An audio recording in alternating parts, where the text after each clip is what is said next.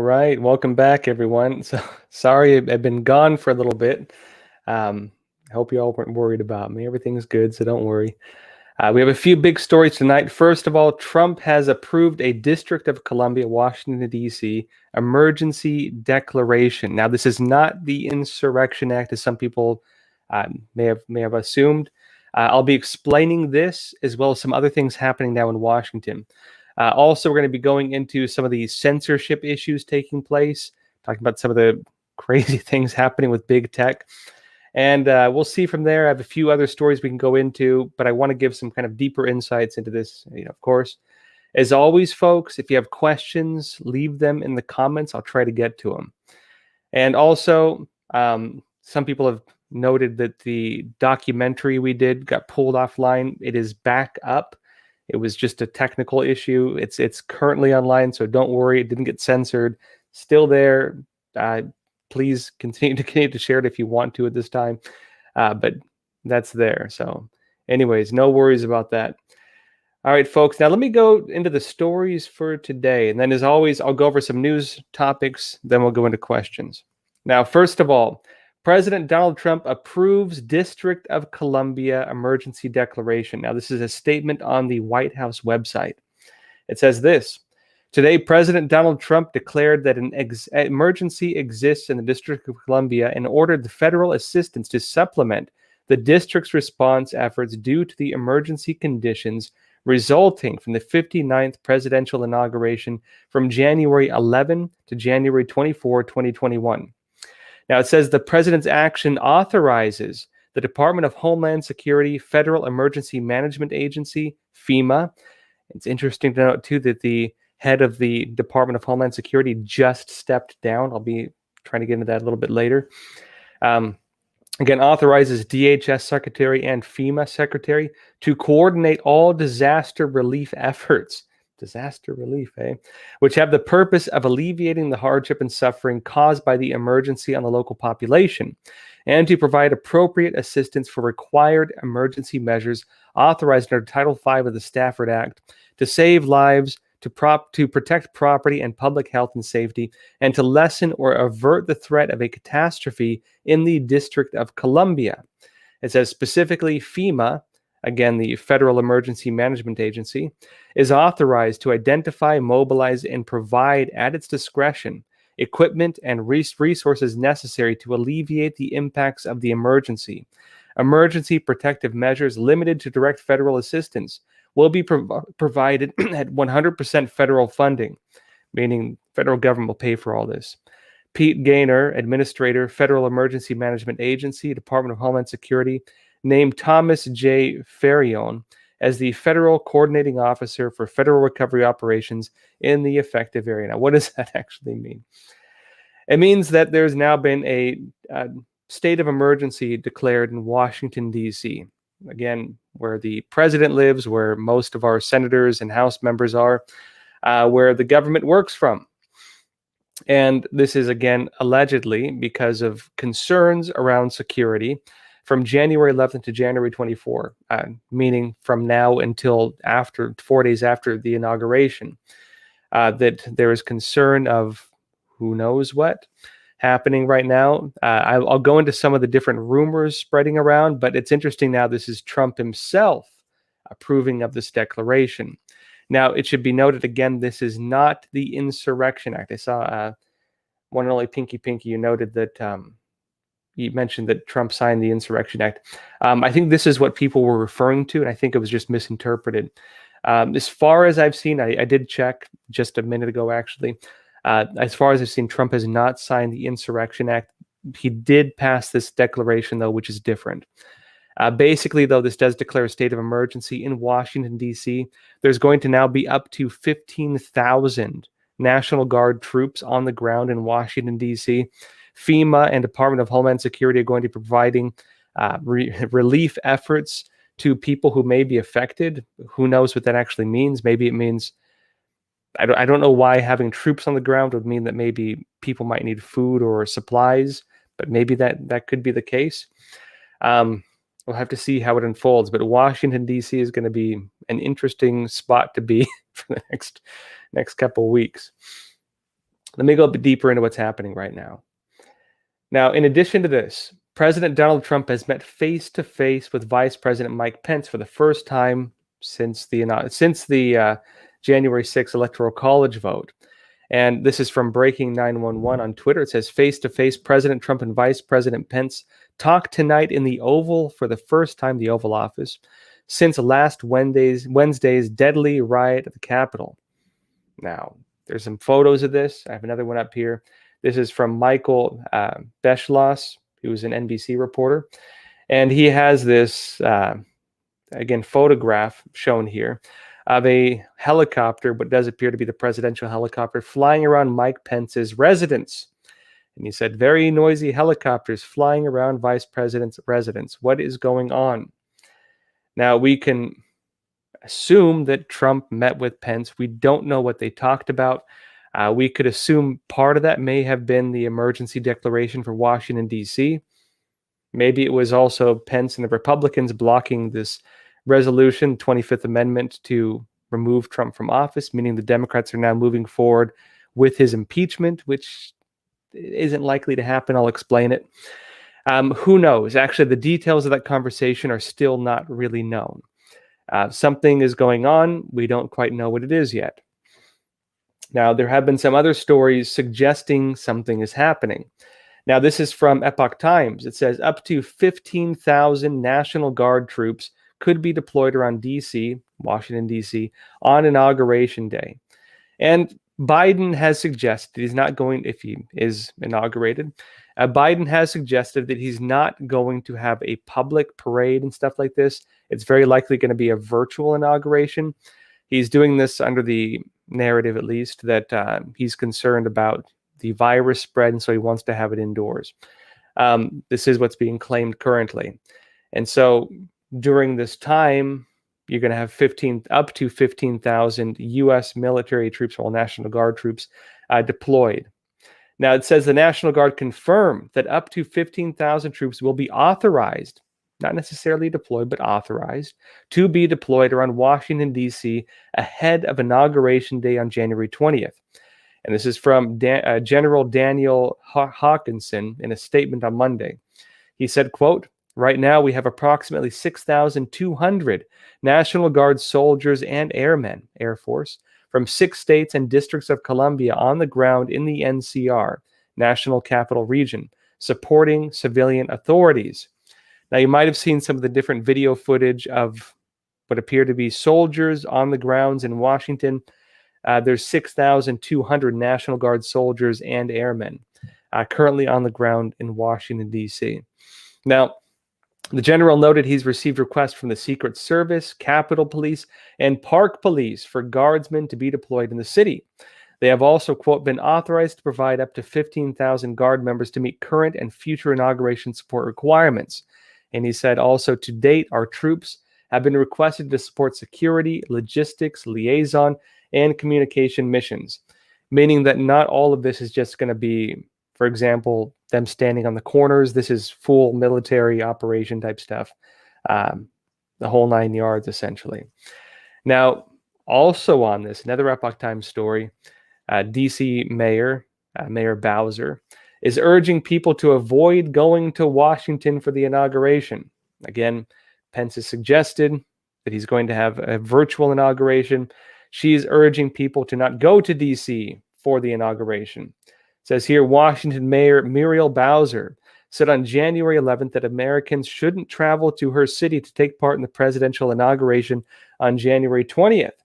And she said this during a press conference, quote, we are all Biden suggested. I keep saying Pence. Yeah, Biden suggested he's not going to be doing a physical inauguration. He's going to be doing a virtual one. But again, this is Bowser. She said, quote, we are all focused on preparing for the upcoming presidential inauguration. Our goals right now are to encourage Americans to participate virtually and to protect the District of Columbia, Washington, D.C., from a repeat of the violent insurrection experienced at the Capitol and its grounds on January the 6th. Now, as Bowser spoke, a slide stated, quote, we are asking Americans not to come to Washington, D.C. for the 59th presidential inauguration on January 20th but to instead participate virtually. So they're allegedly concerned about a repeat of the March on the Capitol. Mixed narratives on that. Again, I was there at the protest part of it, at least. I wasn't inside the Capitol.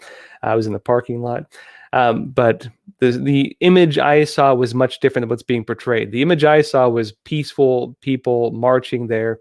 I didn't see rioting of any kind. Of course, I left around 5 p.m., and I also didn't go inside the building. But people there were very peaceful from what I saw. And I think the worst we saw was some individuals smashed the camera equipment of AP reporters. That was, I think, the worst we saw. And other than that, it was just people taking selfies with me and stuff. It was, shaking hands with people. People were generally very kind as far as I saw. But again, different narratives, and maybe depending where you were at, of course. 5 people were killed that day. So it was pretty serious at some points. Now, a bit deeper onto this, and then I'll go a bit deeper into this. Now, this is from Wolf Blitzer of CNN, and this is one of the stories now causing a lot of concerns. Now, this is a tweet. He said this. He said, "This FBI warning is very disturbing." Now, this is not a public FBI warning. He says, "An internal FBI bulletin obtained by CNN says, quote, armed protests are being planned in all 50 state capitals from 16 January through at least 20 January, and at the U.S. Capitol from 17 January through January 20th. Details in CNN sit room." Now, this is not a public bulletin. If you trust CNN, maybe it exists, maybe it doesn't exist based on their previous experience of reporting. You never know. Take it for what it's worth. This is, again, CNN reporting this. They're claiming that an internal FBI bulletin that only CNN has obtained, allegedly right now, claims that there are going to be armed protests being planned in all 50 state capitals, every state in the United States, every capital, going from January 16th to 20th, and in the Washington, D.C. area, U.S. Capitol, from January 17th to January 20th.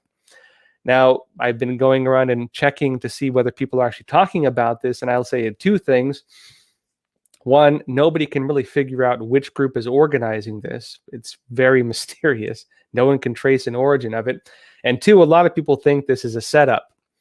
That is the general tone among conservatives. A lot of them think this whole thing is a setup, and they think it's pretty much people trying to essentially lure people out into the open with firearms so they can declare conservatives are terrorists or something like that.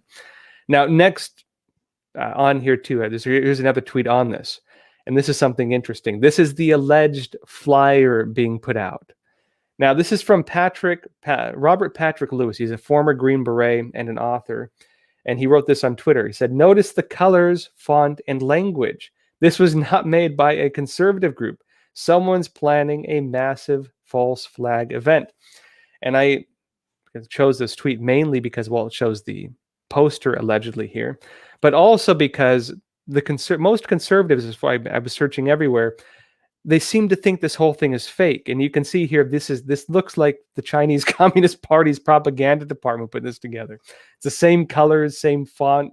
It looks like the Chinese flag. In fact, if you flip it and invert it, you even have the stars there in the lower right. It looks like the Chinese flag. And I personally cannot see conservatives having made something that looks like a Communist Party propaganda poster calling for armed protests, but take it for what it's worth. And also on that note too, nobody can figure out where this thing came from. Nobody knows what group is organizing it. A lot of people are saying they ain't touching that, but this is what they're pushing right now in terms of their narratives. And again, Trump did declare a national emergency in Washington. An interesting thing to watch if this actually takes place is which groups actually go out and protest and who these people are, frankly, because this whole thing seems very fishy. Now, let me go over just a couple more stories on this. I want to go over this 25th Amendment and the push to impeach Trump. Then I'll jump into some questions. So just give me 1 sec here. I just want to go over this next part first. Now, this is Epoch Times again. Republicans block House from bringing up 25th Amendment resolution. Now, remember, Nancy Pelosi was saying that if Pence did not agree to impeach Trump or remove Trump from office using the 25th Amendment, that the Democrats would move forward with the impeachment. Well, this has now been blocked.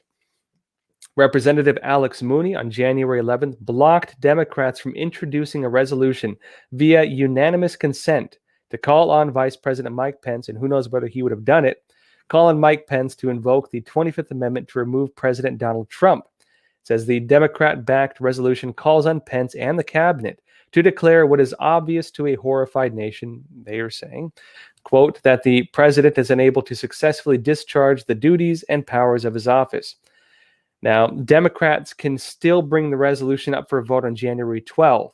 Last week, Mooney, this Republican again, was among the Republican lawmakers who did not vote to certify key states for President-elect Joe Biden. Now, Mooney said this, Mooney said Pelosi, quote, should not attempt to adopt a resolution of this magnitude without any debate on the floor of the U.S. House of Representatives, and noted, quote, it is wrong to have sent members of Congress home and then try to adopt without any debate a precedent-setting resolution, meaning that if this is done now, it's going to be a precedent for the future. And again, if someone has a supermajority like the Democrats apparently do now, they can do whatever they want, essentially, including, for example, use the legislative branch of the government to basically subvert and control the executive branch of the government. They're suggesting it's a bad precedent. And he said the U.S. House must never adopt a resolution that demands the removal of any duly elected president without any hearings, debate, or recorded votes. Again, not necessarily against the idea of it, but saying you can't do it without debate, hearings, or recorded votes. Now, Pence has not issued a public statement on the matter. Again, Pence and Trump met. We don't know what was actually discussed. Epoch Times did reach out to the White House for comment. No comment back as of now. Now, this came after House Speaker Nancy Pelosi on January 10th said lawmakers need to, quote, act with urgency. There's been a lot of debate around the urgent, let's say, nature of Nancy Pelosi during this time. And a lot of people are pointing to the, appears to be fact now, that her laptop was stolen during the Capitol protests, and allegedly of other politicians there as well. We can confirm a few of them, but Nancy Pelosi's laptop allegedly was stolen. And there's a lot of belief, we cannot confirm any of it. There's a lot of chatter around that Nancy Pelosi is very concerned about that laptop. Who knows if this is why she's trying so desperately to push things right now, or whether this is just her natural response to these protests. But there's some interesting things on this as well that I'll be explaining in a bit. Let me finish this up first, though. Now, she said Trump is an immediate danger to the Constitution. The move came after protesters breached the Capitol building, with Democrats claiming that Trump incited violence. Now, it's important to note as well that, let me go into it a bit more, right? So this is, again, the impeachment, right? So they failed with that. They're trying to move with the impeachment. It says here, House Democrats introduce impeachment revolution over January 6th speech. They're using Trump's speech on January 6th. Again, he spoke in the National Mall before people right in front of the Washington Monument. He spoke there. Of course, I was there reporting with Tiffany Meyer of China in Focus and Deep Dive. He spoke there and then told people we're going to go and protest. We're going to march to the Capitol building. And then, of course, some people broke into the building. 5 people were killed in what happened later. Now, they were mostly peaceful protests, but there were some violent folks within that crowd. And, well, it seems that most of the violence was perpetrated against the protesters, but we won't go into that. Now, let's talk first about what they're impeaching him, or trying to impeach him, based on. They're suggesting that Trump incited violence. In Trump's speech, there was nothing calling for violence. He did mention allegations of voting fraud. He did talk about this. He did, he did go over the evidence, and they're using that to suggest that by riling up the crowd, that incited them, which is very debatable over whether that could be called incitement. In a normal, say, system with normal courts and normal laws where things are not politicized, you couldn't say that just preventing facts of fraud would be considered incitement. But let's go over this a bit more. Now, it says the House of Representatives has released a resolution to impeach President Donald Trump, charging him with, quote, incitement of insurrection. And they're expected to vote on it next week. Now, that is next week, meaning that this is very much delayed for them. It says here, all this, this is again, this is according to the resolution. It says, quote, in all this, President Trump gravely endangered the security of the United States and its institutions of government. He threatened the integrity of the democratic system, interfered with the peaceful transition of power, and imperiled a co-equal branch of government. He thereby betrayed his trust as president to the manifest injury of the people of the United States. This is the allegation. Now, remember back in 2016 when Trump was again being elected, again becoming president. I remember what happened with the people, the Electoral College votes. Democrats actually did try to convince people to become unfaithful electors, and also even threatened many of them with their lives. There were many instances of that. And there were Democrat officials encouraging those types of death threats. That was happening back in 2016 and early 2017. So you have here shifts in narrative. Of course, people did march on the Capitol building and enter it. And then again, a woman was shot inside there by Capitol Police. So there are some differences. But in terms of incitement of violence or calls for violence, Trump did not call for violence. Democrats did call for violence back then. Let's go a bit deeper into this, though. But by the way, the drink tonight is good old-fashioned Taiwanese mountain tea. So let's go deeper into this. I'll finish up this one, then I'll go into the questions for the night, and then we'll go into some other stories as well. But this is an important point with all this talk about impeachment. Democrats are very unlikely to be able to do it, which is very likely the reason they tried to get Pence to invoke the 25th Amendment. And that's a long shot for them, right? That was a long shot. Technically, the impeachment would make it so Trump could not run again for president or run again for office.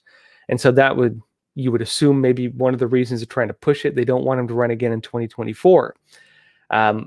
They missed their first shot, 25th Amendment, and they're now moving for impeachment. But in terms of the timing, it's probably not going to work. Let's put it that way. But let me explain. Now, this is Epoch Times again. It says, Democrats cannot impeach Trump, and you can't impeach him after leaving office. Timing on this doesn't work. Now, it says Harvard law professor emeritus Alan Dershowitz said Democrats have virtually no chance of successfully impeaching and removing President Donald Trump before Inauguration Day on January 20th.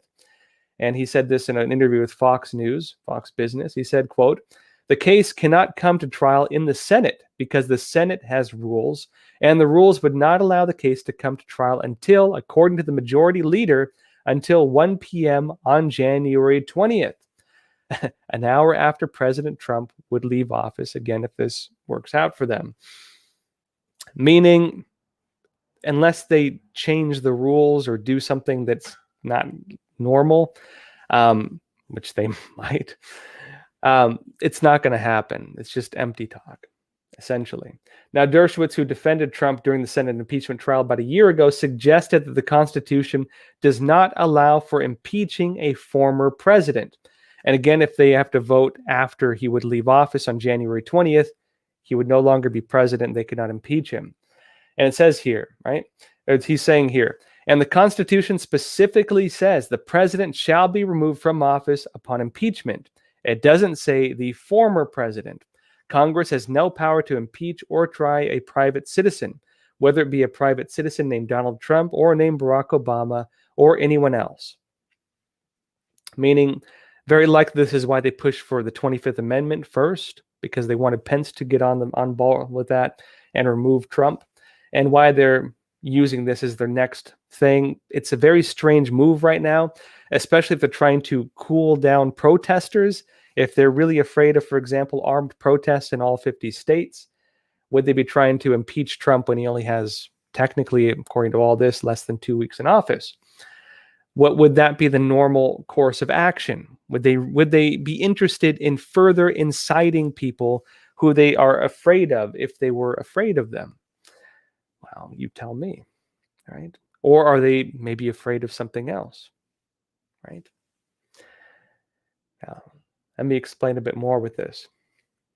Now, Peter Navarro is saying Trump is itching to defend himself against impeachment. Another story here. This is Matt Gaetz. He's saying, representative again, this is another story, says Trump not resigning and will not leave the public stage at all. And you are very likely going to see this as well, that even if Trump is pushed out of office, whether they do impeach him, and it's almost impossible for them to do so, but whether they manage to do it or not, Trump is going to be seen, let's be realistic, if Biden is inaugurated on January 20th, and if the special counsel is not put into place and things don't play out that way, if nothing happens before then, regardless of how it plays out, Trump is going to be viewed by many conservatives, or most of them, as essentially the government in exile. This is going to be the next 4 years. Trump is going to be viewed as the government in exile of pretty much every conservative who believes this thing was rigged against him. This is going to be the perception. Trump is probably going to keep holding rallies nonstop during this entire time, you could imagine. And he's going to be acting as a private citizen, meaning he could use the full powers of his business to do other things. For example, build competitors to companies and so on. Meaning he's going to be a huge thorn in their sides. And meaning as well that he will command very likely more visual presence and more influence over half the country, possibly, than the sitting president if Biden is elected. And this is an important point to consider. Maybe why, again, they're trying to do everything they can to destroy his reputation. Although, again, right, boy who cried wolf, 4 years of full volume scandal news. I think people are mostly numb to that. So just my analysis on that, of course. But essentially, this is a point to consider. Now, here's another interesting thing on them trying to trying to impeach Trump. This is the National Pulse here. It says here, incitement timeline debunked, as ex-Capitol Police Chief says Pelosi, McConnell's sergeants at arms refused security measures, putting more blame on Pelosi and McConnell than on Trump in this case in terms of security. Now, it says the Washington Post has reported that the outgoing Capitol Police Chief, Washington Post reporting this, Steve Sund, believes his efforts to secure the premises were undermined by a lack of concern from House and Senate security officials who answered directly to Speaker Nancy Pelosi and Senate Leader Mitch McConnell. The National Post can also report the Washington Post timeline proves it was impossible for Trump speech attendees to have made it to the Capitol in time for the breach. That's a very interesting claim, suggesting based on timing of when the Capitol building was breached, as opposed to when Trump was actually giving his speech, that people could not have gotten to the Capitol in time based on the timing of Trump's speech. And again, if people were actually afraid for their lives in the Capitol during that time, well, why did they not allow the Capitol Police to do more than they did? And again, that would be under Speaker Nancy Pelosi and Senate Leader Mitch McConnell, if that were the case. Important points to consider. I won't go over this whole thing, quite a bit to it. Now, let's see here. Now, I'm going to go into some questions for a bit, then we can go into some more stories afterwards. But let's see here. Quite a few. Yeah, good to see you all again. Sorry for the long delay. Yeah, a few days I wasn't on, I know. Let's see here. Now, this is from T last name. You said, any news of Nancy Pelosi's whereabouts? I have heard rumors that something may have happened with legal matters. It does seem to be that she is moving forward with trying to invoke this 25th Amendment. I haven't personally seen public statements, but it does seem to be the case that she is involved with trying to invoke the 25th Amendment and now impeachment. Again, it's Washington in 2021, so who knows? But it does seem to be the case that she is there doing this. So we'll have to assume that's the case. But again, who knows? This is from Melissa Schoen-Beckel. You said, I think Trump has declared an emergency. So one, he can use the emergency response system to communicate with us. And two, so Trump supporters don't get set up again by Antifa. Just a guess, could be wrong. That actually is an interesting point. So again, they're going to have up to 15,000 National Guard troops on the ground in Washington, D.C. Trump has declared a national emergency. If you're actually going to have people allegedly having armed protests, including in some states where you don't have open carry laws, We don't have allowed open carry because they're planning in 50 states. Well, very likely they're going to be monitored. Very likely, again, as I mentioned at the beginning of this episode, these are not just troops standing guard on corners. These are National Guard troops also doing logistical work, on the tech side, meaning they're probably going to be monitoring communications, watching for things. And it seems that most conservative groups, every single one that I've looked into to try to figure out who's organizing this thing, they all think this whole thing's a setup. Now, it is interesting, though, that, again, if there are legitimate protests, maybe by monitoring communications, they could be able to, for example, see whether there are far left instigators like Antifa being involved with the setup. That is a possible reason for this. It's not quite clear. Now, you also said Trump can use the emergency response system to communicate with us, meaning, again, you might remember this emergency broadcast system. A few years back, Trump changed the standards on it, which lets him basically use it to communicate directly to the American people if he so chose to. And you might remember the panic a couple years back when he did that, of people saying, Trump can send messages directly to my cell phone, and people were very unhappy about it. Some people were. Now, one of the interesting developments on this is that soon after these protests on January 6th, this alert went out from the emergency broadcast system telling different providers of that system that they are not allowed to refuse to post a message. And that brings up a couple questions. Well, what kind of message would these providers not be interested in posting? What kind of message would be divisive enough or concerning enough to some technology side handlers that they would want to prevent that message from going out to the American people? And again, if this is an emergency broadcast system, you would assume it's only used for emergencies. Why would they send out an alert reminding them of that, and also reminding them that they're legally bound to release messages like this? This is pure analysis. Your guess is as good as mine, right? But I would assume that maybe they're concerned, maybe there's some kind of politically divisive message that the emergency broadcast system might be releasing, we would assume, based on the timing, based on the message sent out, that may still be pending. We have not yet seen anything. There's a lot of rumors. People are saying, for example, Apple, I think Lynn Wood was suggesting Apple might try to block the message. I have not seen an official announcement from Apple on that. People are saying disable your auto updates because they might update your phone to do it. Who knows whether they will do that, given the way that censorship is unfolding right now. I would not put it beyond them, but we'll have to see. Let's see here. This is from Freedom, Love, and Fool. Good to see you as always. You said, Inauguration Day is a staged event so that fraudulent Trump supporters, quote unquote, with AR-15s will attempt insurrection. This event will allow Biden to usher in a military state and remove Second Amendment. Disarm the population begins on the 20th. So what you stated just now is the general sentiment I saw in just about every single pro-Trump community.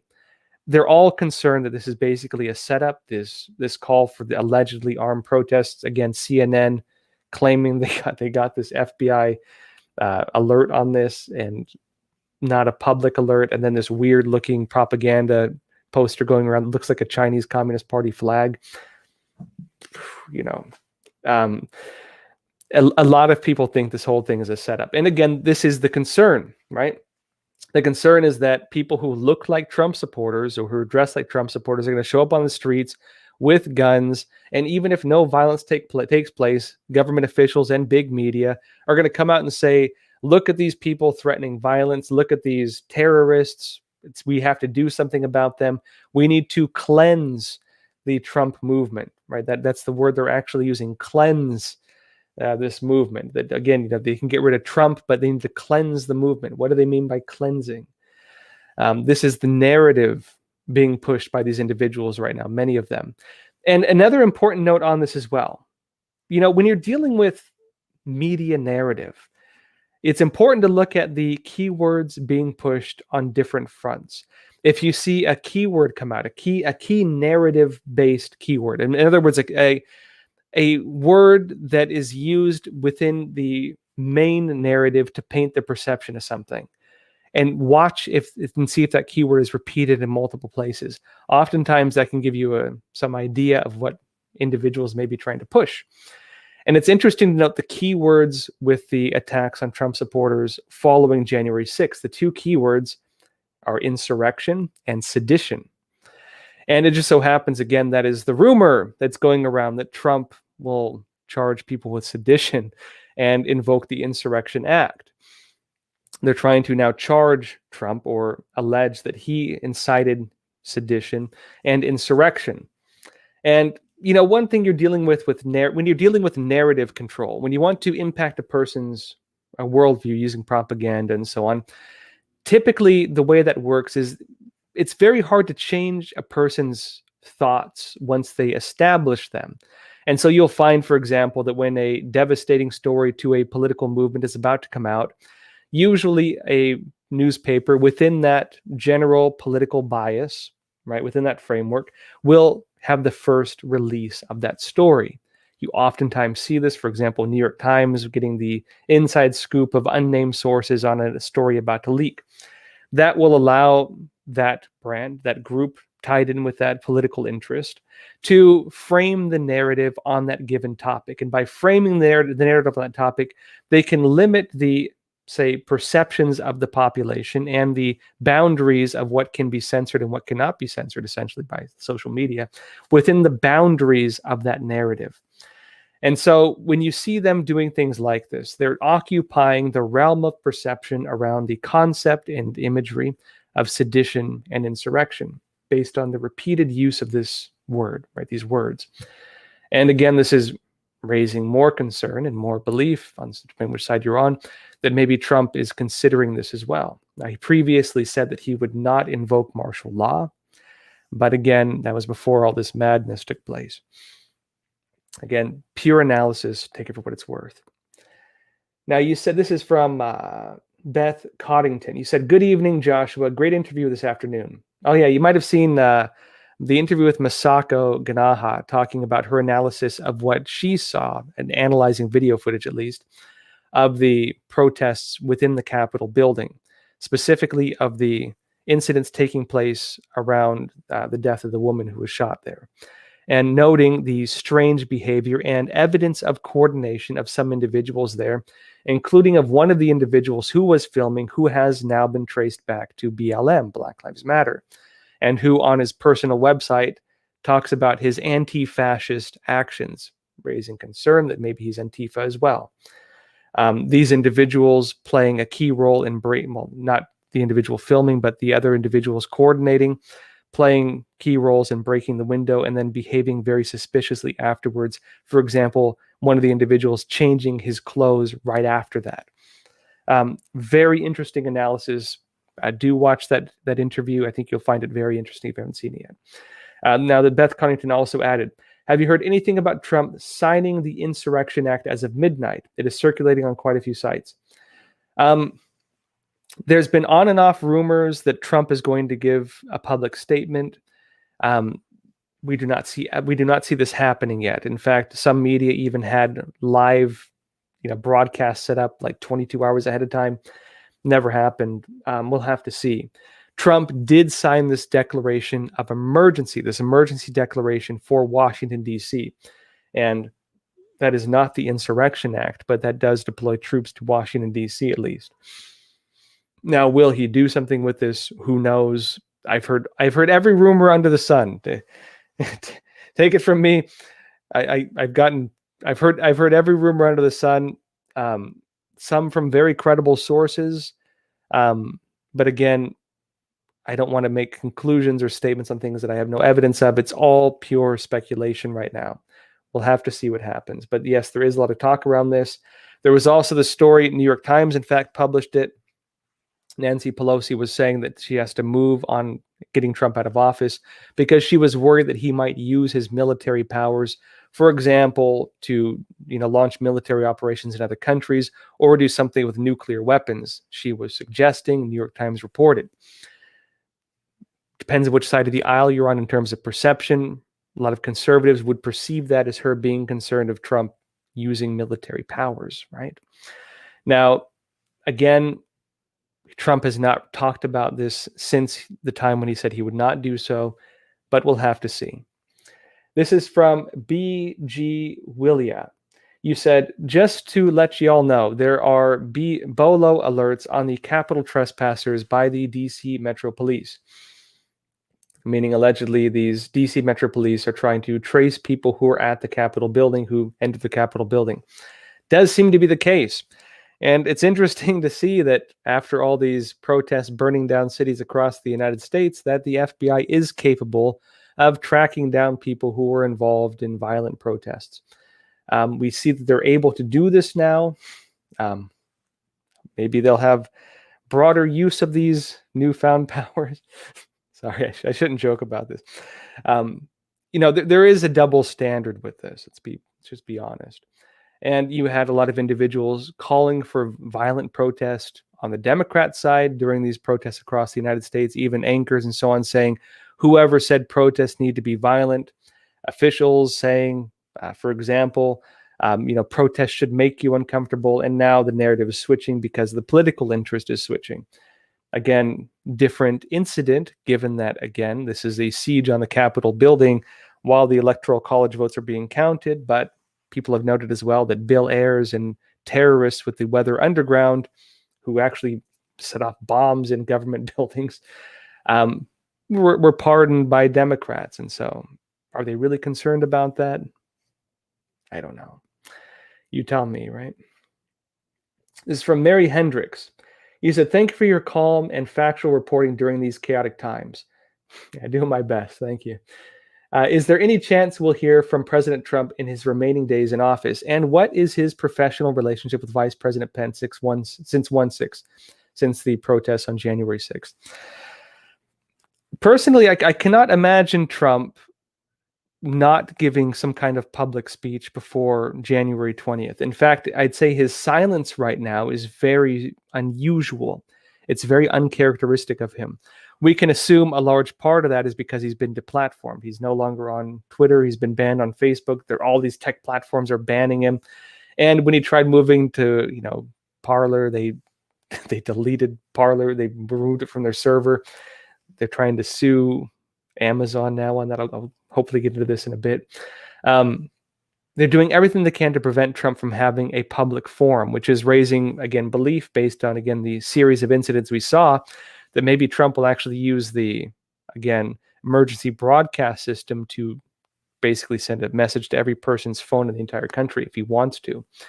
There have been some allegations of people receiving messages suggesting, again, this is just a test and not giving any updates on it. I have not seen that personally. There is talk of this. There's also talk, for example, that Trump may have a big press briefing. There's been different reports on that and rumors going around as well, and he has not yet done it, and so we'll have to see. It does seem to be, again, Trump did meet with Pence. The content of that conversation is not known. And there's even now different analysis on Pence, again, not basically overturning the Electoral College vote on January 6th. On one side, if Trump, now let's just imagine if Trump really did want to launch the Insurrection Act and declare there was sedition of the American government and forceful overthrow of the government based on the evidence he presented. Technically, by allowing people to cast their votes on January 6th, that would be the final step in a crime being completed, if that were the case. And so that could be the case. Is that the case? I have no idea. I cannot prove it. This is pure analysis on some of the different analysis people are coming out with right now. It's also totally possible that Pence did turn on Trump. And there were different news outlets, including the big ones, the New York Times, and so, some of the mainstream ones, New York Times and so on, alleging that Pence had already kind of turned on Trump and Trump had turned on Pence. Is that the case? Trump denied it. Again, depends on which side you want to look at, right? Different rumors on both sides. This is from Bob Biplin Howe. He said, how can you legally steal an election and then lock all legal paths to fixing the problem? The ruling class is selectively enforcing the law. This is true. Again, the governors in different states use the pandemic to bypass the state legislatures in order to change election laws and make legal things that are normally illegal. In other words, violating the Constitution in order to legalize illegal behavior, in order to change the outcome of the election. That did happen. And that was one of the big concerns, for example, with Pennsylvania and other areas. Now, again, they're being flexible with the law on one side and being over stringent with the law on the other side, right? Depending on, again, what the political interest based on party affiliation is, that this is what is playing out. I'll do a few more questions and I'll go deeper into the news for the day. This is from Frieza. Wouldn't it be funny if Biden got arrested by the military during his virtual inauguration? Come on, man. I could see it. 2020 was such a wild year, and I feel like 2021 is going to make 2020 look reminiscent and pleasant. So anything could happen. I would not put anything beyond the realms of possibility right now. Yeah. This is from Evan Griffin. He said, Josh, I have lost hope in the Republic. I will keep it short. I do not have to fund the fun of Jimmy Ling. And Jimmy Ling, you're great. You're on. But I just want to know what you think when happens to Trump after the election. Don't lose hope. Right? If you study history, and even when countries have fallen into full communism, sometimes it did last a while, but they pulled out of it. And really, for communism to actually win, right? The thing that it tries to stamp out is belief and faith. Now, just his history on this, right? After Lenin did his Bolshevik revolution, one of the first things he stated when they had the famine sweeping across Russia, you know what he stated? He said, "Good." Right? He said that the famine is good. The famine that killed millions of people in Russia. He said it was good. And he said it was good because it, quote, would destroy not only people's faith in the Tsar, but in God too. Right? One of the main goals of communism is to destroy your faith, to make you lose hope, and to again establish this purely materialistic view, right? This faith purely in man and the acts of man and in the survival of the fittest. Even though they talk about equality, really, if you look at late stage communist societies, you get this very strong survival of the fittest, do whatever you have to do to survive mentality. And that happens when, again, you press people down so far. It is not an uplifting of society, it is a tearing down of society. And when you press people down so far that the hardships they face seem daunting and they will struggle with each other. And again, struggle leads forward. This is one of the concepts of Hegelian dialectic adopted by Marx. Struggle leads forward. Again, if you're talking about social Darwinism, survival of the fittest, social evolution, progressivism, right? This progressive state as they would view it. That is what they want. Now, how do you push back against that? You do not lose your faith. You do not silence yourself. You maintain your own values. Your spirit is not destroyed. And if enough people do that, there is no way that those things will ever happen in this country. It is only through people being complicit, right? Through people agreeing to be oppressed that they are oppressed. And oppression, again, is not just by physical force, but on a spiritual level. And so I would urge everyone, do not lose faith, do not lose hope, do not abandon your values, stay who you are, speak out, do not let them silence you, do not be censored, even if they deplatform you. How many of you actually believed if you posted a political viewpoint on Facebook, your friends and family would hear it anyways? And how many of you believed you could have a civil discussion on Facebook anyway? Right. I mean, I know it's, of course, on a business level, even for myself as a journalist, I have to publish my articles and videos and so on. Censorship does have its impact, but it's not the end of the world. And again, whether you are impacted or not is your own internal decision. Now, I don't want to go too deep into this, but I'll give some insights on this. You can look, for example, at man's search for meaning. You can look, for example, at Marcus Aurelius' Meditations. You're in what you know, regardless of what you face outside of yourself, regardless of your external troubles, you have limited control over things of the outer world, but you do have control over how you react internally to what happens. Marcus Aurelius discussed this, and Search for Meaning, a great book, actually. That, again, how you react, whether you're destroyed spiritually, whether you're crushed, whether you're depressed, whether you're happy or unhappy, this is something you control.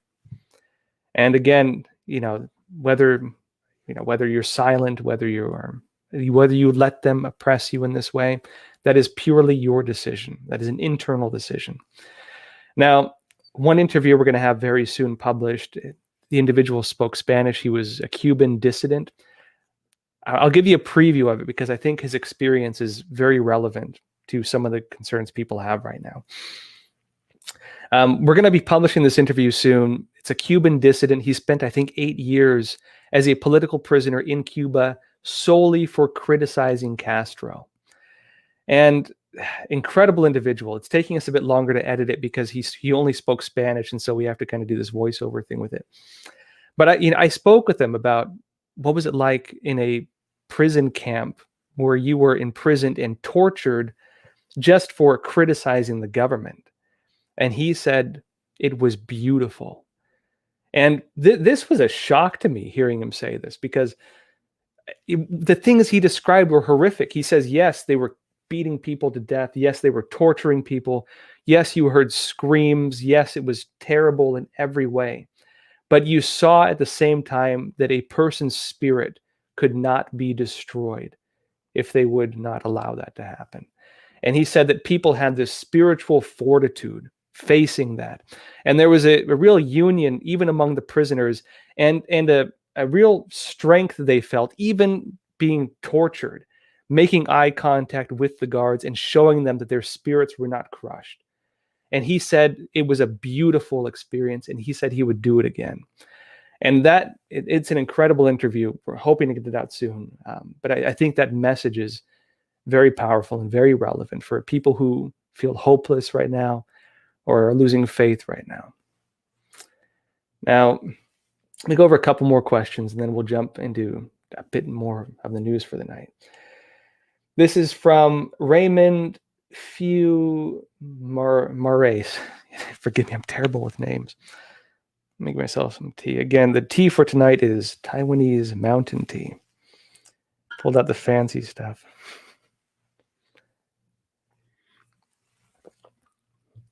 Now, you said, is it true President Trump didn't get done speaking till 1:11, but the Capitol was being raided before his speech was over?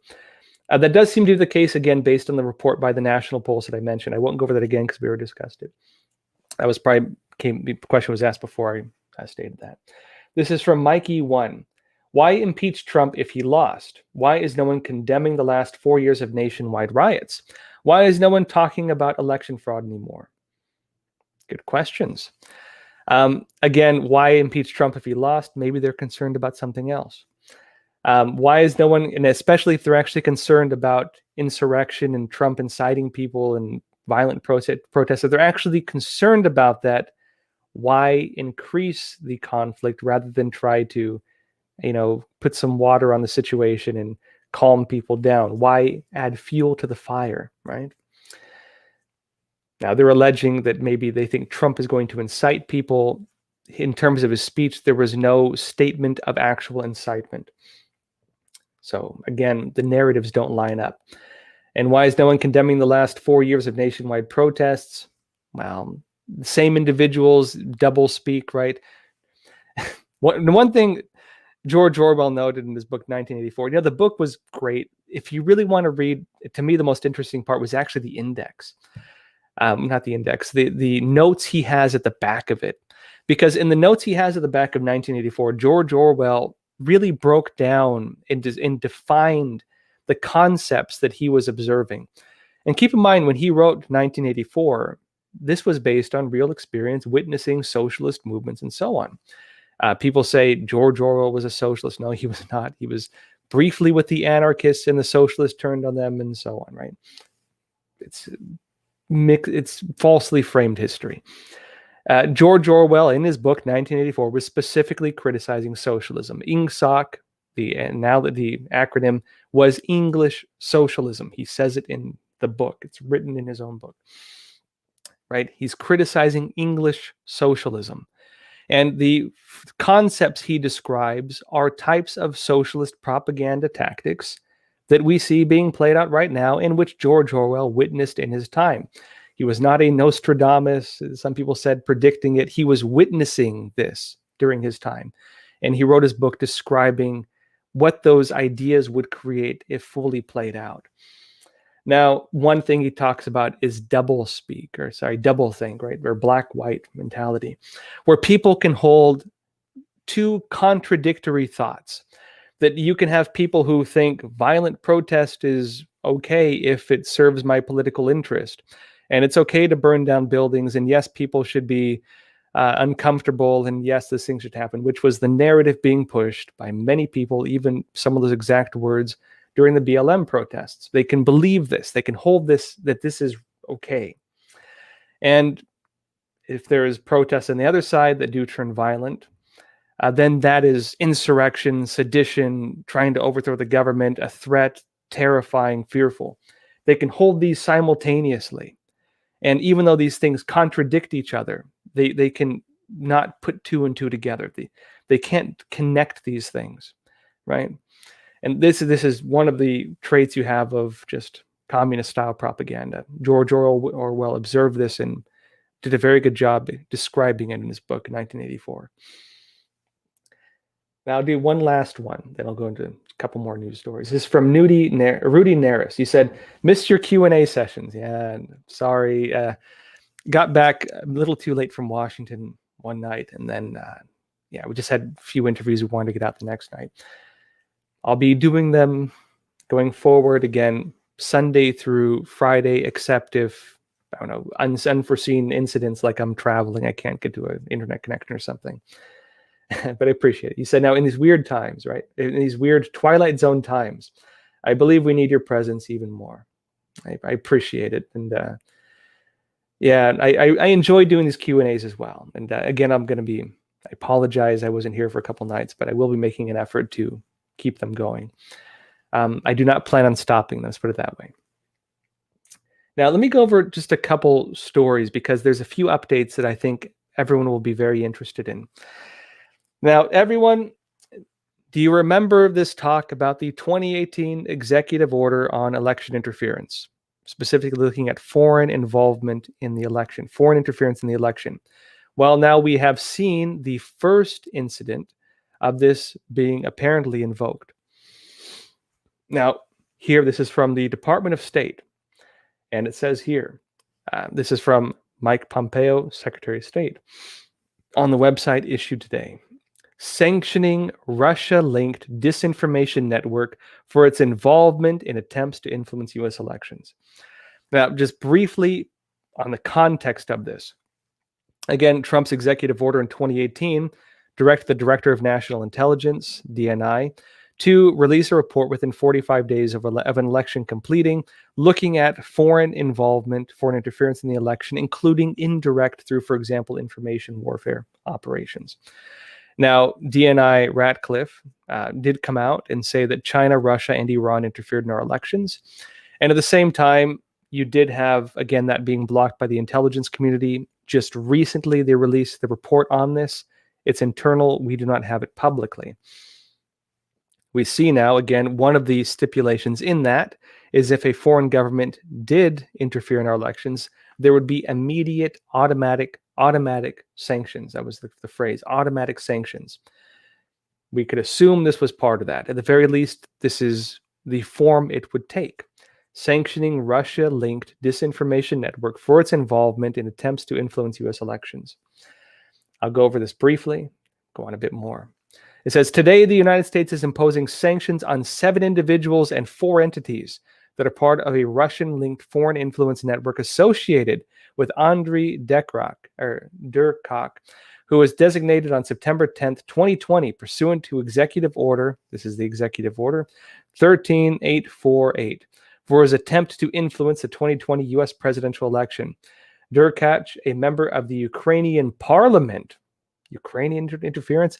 And this is interesting because remember that some of the issues last time involved with the Democrat side of creating the Trump-Russia scandal, the narrative, involved Ukrainian context. This individual, a member of the Ukrainian parliament, has been an active Russian agent for more than a decade, maintaining close connections with Russian intelligence services. Former Ukraine government officials, I can't say this name, Konstantin Kuliak, Alexander Onyshchenko, Andriy Telenzenko, thank you all for tolerating me, and current member of the Ukrainian parliament, Alexandro Dubinsky, have publicly appeared with or affiliated themselves with Derkach, again, this individual with the Ukrainian parliament, who is allegedly an active Russian agent, coordinated with this individual through the dissemination and promotion of fraudulent or unsubstantiated allegations involving a U.S. political candidate. They have made repeated public statements advancing malicious narratives that U.S. government officials have engaged in corrupt dealings in Ukraine. These efforts and narratives are consistent with or in support of Derkach's objectives to influence the 2020 U.S. presidential election. As such, these individuals have been designated pursuant of Executive Order 13848 for having directly or indirectly engaged in, sponsored, concealed, or otherwise been complicit in foreign interference in an attempt to undermine the 2020 U.S. elections. I won't go further into this, but again, you do have the first sanctions based on that executive order. And this is today, meaning that, again, Ratcliffe himself said that China, Russia, and Iran interfered in our elections. We now see Russia. We're waiting now on China and Iran. Now, on that note, too, U.S. sanctions on Chinese companies connected to the Chinese military have gone through. That does not appear to be related to this. And again, there's been many tensions with Iran as well. So some things are developing as well alongside this. Those other two things do not appear to be directly connected to this executive order, at least not based on what we've seen. Now, time goes by quickly. Let me go over a few questions and then we'll call it a night. I know I usually end an hour in, but I know I wasn't here for a couple of days, so I'll do a few more questions. We'll call it a night. This is from Aaron Paradiso. You said, do you think it could be a possible false flag event at one of those protests where people will be armed? To be honest, based on the weird way this narrative is coming out, CNN claiming that they saw this FBI alert and then this weird poster coming out that literally looks like the Chinese Communist Party flag and looks like Communist Party propaganda posters, like font, colors, everything. Personally, and then no statement of which group is organizing it. Personally, this looks like a staged event to me, to be honest. And very likely they are trying to lure people out to do something and then use this very likely for their own narrative purposes or to do terrible things. This does not look normal to me. It does not seem legitimate to me. I would be very, very cautious of these calls for armed protest. I would be very cautious of them. Personally. This is from STG Restoration Restoration. Do you have any information about the Vatican? I have watched you for so long. You're one of the most level-headed men. I appreciate it. I love the CCP documentary and the new documentary, since Parlor Down, hard to know. Real quick, so the documentary we had on election fraud was briefly down. It is back up. It was a technical issue. We really apologize for that, especially during this time. It should be watchable. It should be fine. You can all watch it still. No worries about that. You're asking, was there any information about the Vatican? I did see rumors that the Pope was arrested. Those seem to be false. The news outlet posting that was, I think, the Conservative Beaver. I could not find any original source or source of that claim, and I frankly never even heard of the Conservative Beaver before that article. To me, it was not a credible claim, but again, I don't know. It did not seem credible to me. I did not prove otherwise. I did not find evidence of that actually happening either. So take it for what it's worth. It does not seem credible to me. This is from Aaron Paradiso. Will we see politicians arrested for treason? Well, we might see it one way or the other. Whether Trump invokes the Insurrection Act and you have people charged for sedition based on, again, allowing this whole thing to even play out. Up to January 6th, casting of electoral votes, crime is completed essentially, maybe. And at the same time, Democrats trying to accuse Trump of sedition and insurrection. Democrats will very likely pursue that if Biden is elected. Again, we'll have to see. It does seem to be the case that we may see one side or the other charged with treason based on the narratives currently being pushed. This is from Tony Gazzo. He said, did Nancy Pelosi order new impeachment pens? Thanks for clearing up the fake news. My pleasure. Yeah, and of course, that's the tongue-in-cheek joke. Last time they tried to impeach Trump, Pelosi had these special, very expensive pens that she gave out to everybody. This is from Kevin Bond. They want to take your guns. When China, Iran, North Korea, and their proxies are arming up and moving on all fronts, it makes sense. People are blind. Yeah, I could see that. And actually, there is concern as well that with the United States internally fighting itself, that China and Russia and other countries view this as a strategic opportunity to maybe do something. And that is another big concern right now. Okay, so stages of subversion. Yuri Bezmenov, his book, Love Letter to America. Very good video interview that hopefully you can still watch on YouTube if they haven't pulled it down now. He was a Russian defector. He worked in the propaganda departments. A lot of people know his video, but he wrote a book as well under his pseudonym because he was under protective services. His pseudonym was Thomas Schulman. You can read his book. It's called Love Letter to America. He describes the stages of subversion, demoralization, where you destroy the spirit of a society. Right? You demoralize them. You make them lose hope. Destabilization, where you destabilize the society. You make the institutions that make a country work stop working. You destroy and cause tensions within every element of social harmony. You turn people against each other. You destroy the institutions as they are, right? Then there's destabilization. You bring the country to a dysfunctional state. You make it no longer able to function. Then finally, you have normalization, right? Destabilization could also be conflict, right? Conflict, right? Actual open conflict. Then normalization, where a foreign force or an internal force, restores order, quote unquote, normalizes the situation as they call it, bring it under new order, where you've created chaos and then offered people a solution to that chaos, which they're more likely to accept from that destabilized standpoint.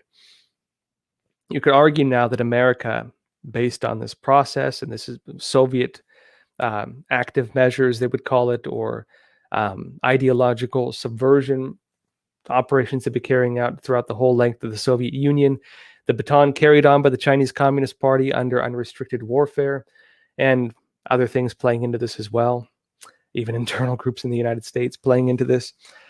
You could argue that the process of that was nearly complete, that, again, we're in a state now you could perceive as open conflict. The next stage would be normalization, which would be possible, and very likely China, Russia, and Iran would be interested in doing something right now. We do know that DNI Ratcliffe said China, Russia, and Iran interfered in the elections at the very least. And maybe this is why there were statements by Pelosi published in New York Times that she was concerned that Trump may try to use the military for something, for example, foreign actions, or who knows what else. She said foreign actions or nuclear use. Now, they're trying to remove his powers to use the military. Maybe there's some broader concerns. I have heard rumors of conflicts. I have not been able to confirm any of those rumors. Again, we're kind of feeling around in the darkness right now because of all this censorship, and because even Trump himself is not really coming out and making public statements. There's a lot of rumors going around right now, a lot of speculation right now, a lot of concerns right now, and a very large information blackout right now on a lot of fronts that's making it very difficult to figure out what the heck is going on. So this is the state we're in. Again, we'll have to see. Trump is still the president until January 20th. And depending on what he does then, we'll have to see. They're trying to impeach him. They're not going to be able to do it based on constitutional structure unless they change things, which they might try to. Who knows? At the very least, they're not going to even have their vote until next week. Many things could happen between now and then. I'll be keeping you all updated as we go forward into this very interesting beginning of 2021. Now, folks, I always really, really appreciate the support. Yeah, you're great. Now, folks, again, I'll be doing this broadcast again tomorrow, 10:30 p.m. Eastern time, right? A lot of stuff happening, a lot of different stories coming out. Again, a lot of censorship, a lot of different issues. We'll be getting into this. Don't worry, currently doesn't appear we're being censored, again, as always. So again, please tune in tomorrow, 10:30 p.m. Eastern time. I'll be here again, live Q&A. And we're also publishing interviews as well, as always. Now, folks, that said, again, please take care of yourselves, stay informed, and stay free. Thank you.